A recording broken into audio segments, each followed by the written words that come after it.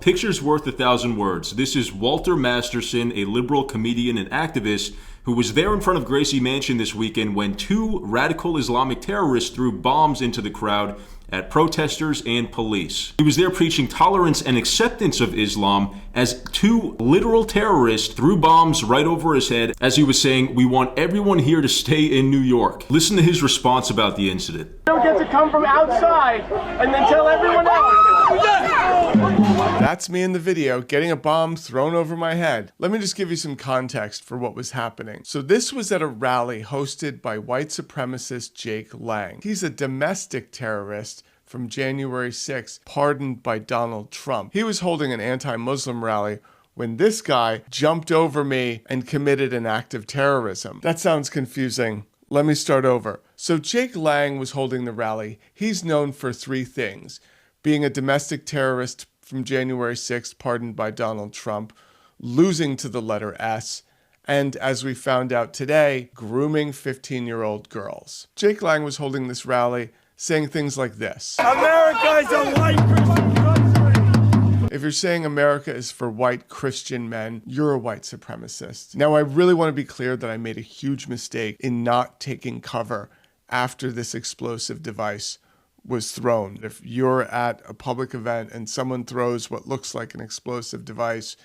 you're not a wimp for taking cover. We were counter-protesting, making Jake Lang look like the idiot that he is, when these two idiots came along and committed an act of terrorism. They could not have done more to legitimize Jake Lang's white supremacist talking points. They literally threw the bomb over my head while I was talking about inclusion. The CIA should definitely be paying them at this point. I just want to reiterate that I was not practicing safety that day.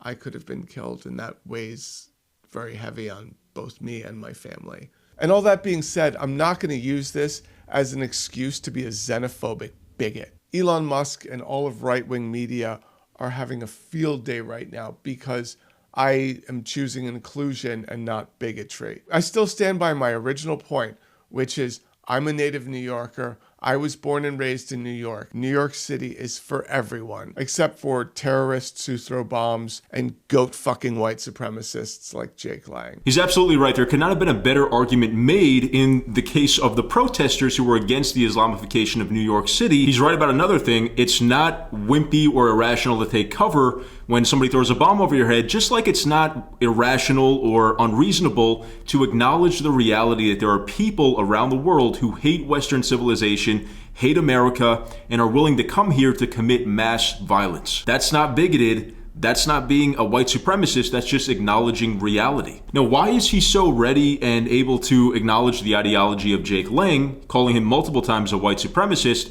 but he still refuses to say that these terrorists were Islamic terrorists? Why are we not allowed to acknowledge the ideology of the Islamic terrorists that pledged allegiance to ISIS and threw a bomb trying to create a mass casualty event larger than the Boston Marathon bombing? This is a perfect case of suicidal empathy.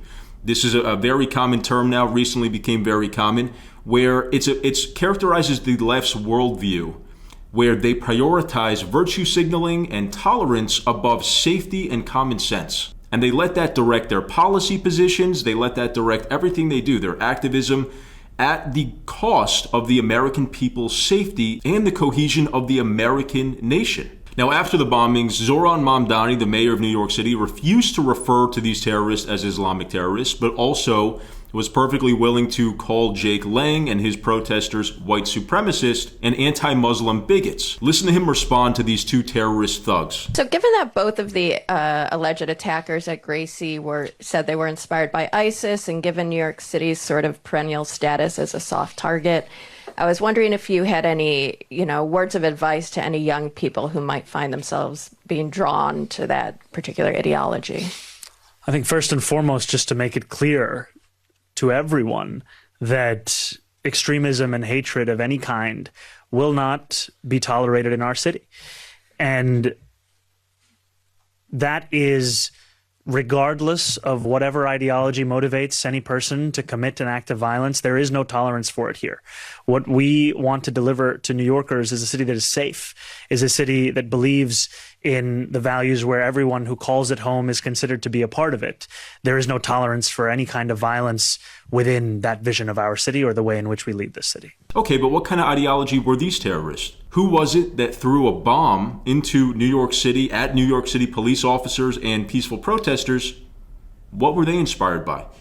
Can you even say that? Can you acknowledge that, Mayor Mamdani? The reporter is begging the question, asking him to acknowledge that these people were inspired by ISIS, they were radical Islamic terrorists, and what is his message to people who are going to be enticed, like these two were, these two young guys, into that ideology? And he still refuses to say the words Islamic terrorism, after saying white supremacy, anti-Muslim bigotry, and characterizing other ideologies. It's just complete hypocrisy, an irresponsible avoidance of the truth. Now, we all know the answer to this is not racism or bigotry, of course. But, like I said, we need to acknowledge that mass migrating people from the third world who believe in Sharia law, who hate the West, allowing millions of these people to come into Western countries is going to have, and already has had, a massive destabilizing effect and creates many problems. That's just facts. This has been happening in Europe for decades as liberal leaders allowed Muslims from Africa and the Middle East to pour into their countries, get on their social welfare programs, and overrun their once great cities. This clip from Portugal shows one guy who's standing up to these people. All he's doing is holding a Portuguese flag saying, "This is Portugal." But look what happens to him. You have to respect people. You have to respect people. Respect people. Aqui é Portugal. Aqui mandam os portugueses. Estamos no Martim Muniz, onde estamos. People are playing. Stop this. It's not good, man. Aqui mandam os portugueses. Estamos em. It's not good. People are playing. Come, don't disturb people here. What are you doing like this? People are playing. You come here and disturb people. What is this? Huh? Estamos em Portugal. Aqui mandam os portugueses. No, you have to respect people. You have to respect people. Respect people. Não faças nada. Isto aqui pertence ao povo português. Eles querem nos expulsar da nossa própria cidade. Eles querem nos expulsar da nossa própria capital. Mas esta cidade, esta capital, ainda nos pertence. People are getting fed up, and this guy decided to take a stand peacefully, sitting there in a chair with the Portuguese flag in what I believe is Lisbon, Portugal. And these migrants have a problem with it. This reminds me of a recent clip where in the UK, a Christian preacher was on the sidewalk preaching the word of God in a Muslim neighborhood, God forbid, and he gets heckled, harassed, and threatened by members of that community that have taken over that entire neighborhood. They created an enclave of Islam in the middle of the UK. The police have to come and say, no, he has the right to have free speech here. You can't attack him. You can't shut him down. He's not going to be arrested for just reading from the Bible. And the Muslim guys get pissed. This is what happens when you let in millions of people who don't hold your values. I'm all for legal immigration, people from anywhere, but let's make sure that we can vet them.